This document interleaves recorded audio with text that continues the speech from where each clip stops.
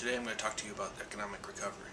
Some of the things our politicians are doing are strictly for political gain. They're out there maneuvering for the biggest possible gains they can get for the election coming up. To explain that a little bit, raising taxes. On the surface, yes, more income, we can grow the economy more by financially spending more money on the economy. That's a falsehood. Raising taxes slows growth. When you raise taxes on businesses or people, they spend less money. Businesses hire less people. The general population spends less. They have less to spend. When you artificially increase the size of the economy to create spending by, say, financial stimulus, you get an effect where the stimulus is fleeting.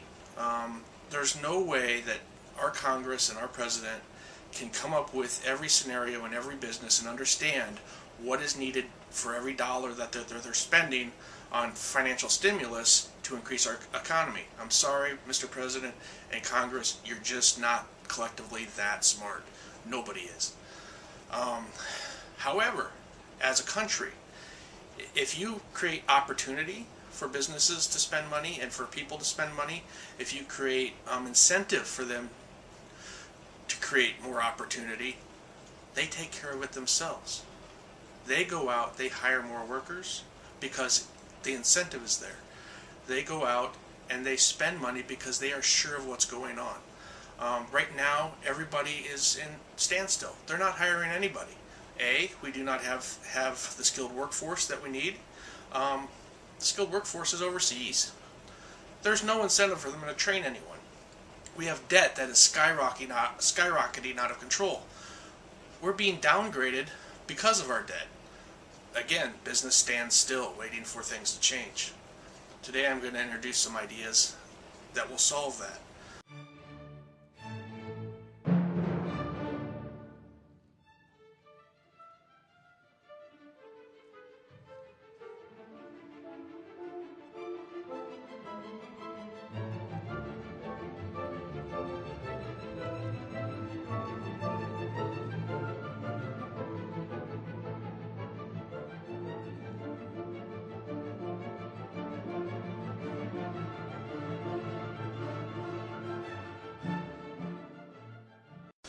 Alright, the problems as they exist today are not enough skilled labor.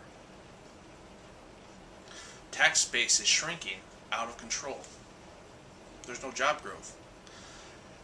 Why? Problem number 3, foreign jobs are cheaper.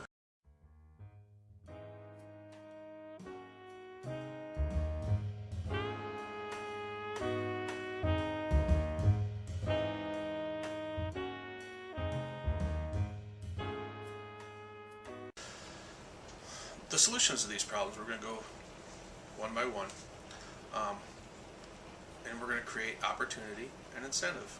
The outsourcing of jobs to foreign countries.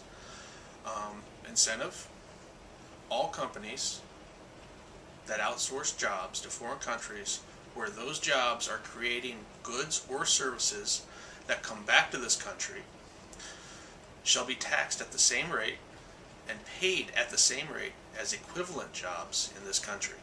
All taxes will remain in this country and go through their normal routes. That will equalize the pay for American workers to foreign workers. Now, exceptions to that would be very simple. I'm not going to make this difficult. If those outsourced workers for companies, for example, are making, say, tractors in China for China to use, it doesn't apply. That's just good business. If they're making tractors in China with Chinese workers that they're selling in America, that is bad business. And that applies across the board.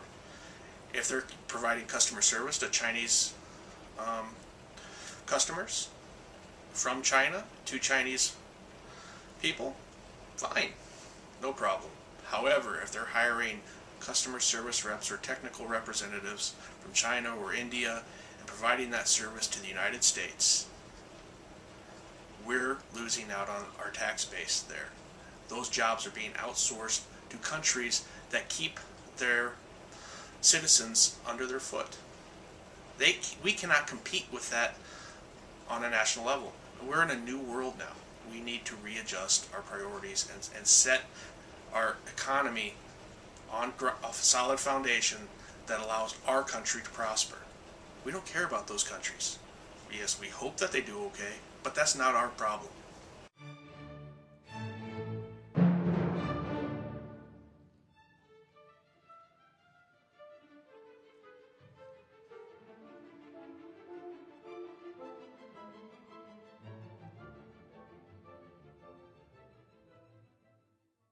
Next area of concern is job quality in this country. Without interfering with the way companies do business, we're going to get corporate greed out of Wall Street. They're going to still be able to make money. You're still going to be able to invest and earn gains back. You're still going to be able to earn dividends. Here's the catch. The American worker will be paid at a higher percentage of profit than the shareholders. I'm not going to define a term. Employees' annual raises shall be higher than the percentage of dividends given to shareholders. If the company's doing bad, the employees will get paid first, the shareholders second.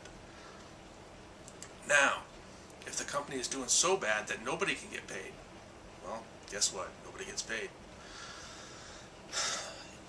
Investment in corporate growth.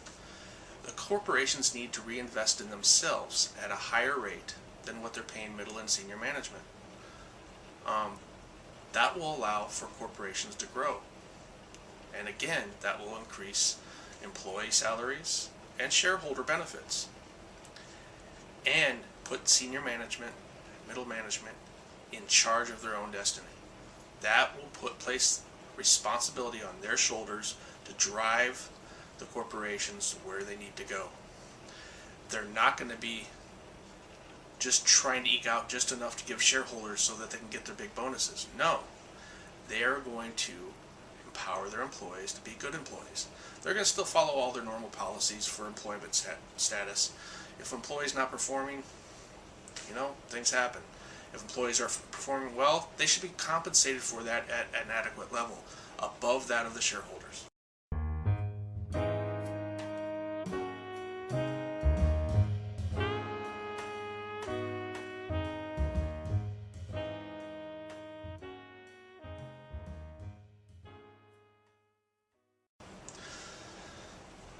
Next, we need to be able to get our country back online.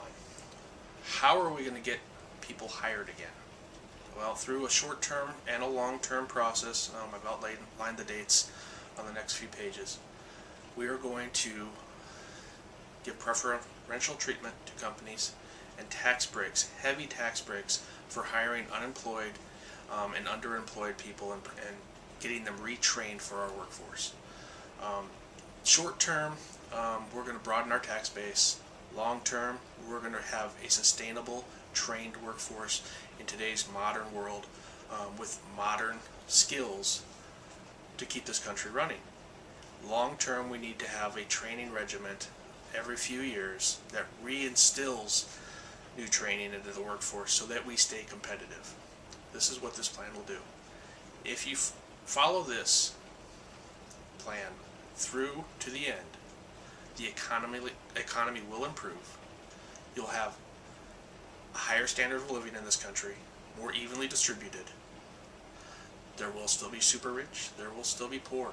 There's nothing we can do about that. That is society. We will shore up our tax base. It will be much broader. We will have more income into the federal government. We will have more funds to draw upon for Social Security, Medicare, Medicaid. If those are used sparingly, and some cuts are made along those lines to ensure that fraud is removed from those systems and all red tape. If we can do that, we can change this country, turn it around. We can become a AAA rated nation again very soon and pay down our debt. if we keep following these political lines into infinity about fiscal stimulus and shoring up our government by increasing taxes, we're going to get nowhere. We're just going to stifle and push it down the road for somebody else to deal with. We need to deal with this now. This plan will do that. You need to give it a chance. Pass it around. Maybe even edit it. There's smarter people out in this world than I am. I'm just happen to be making a video. Good luck.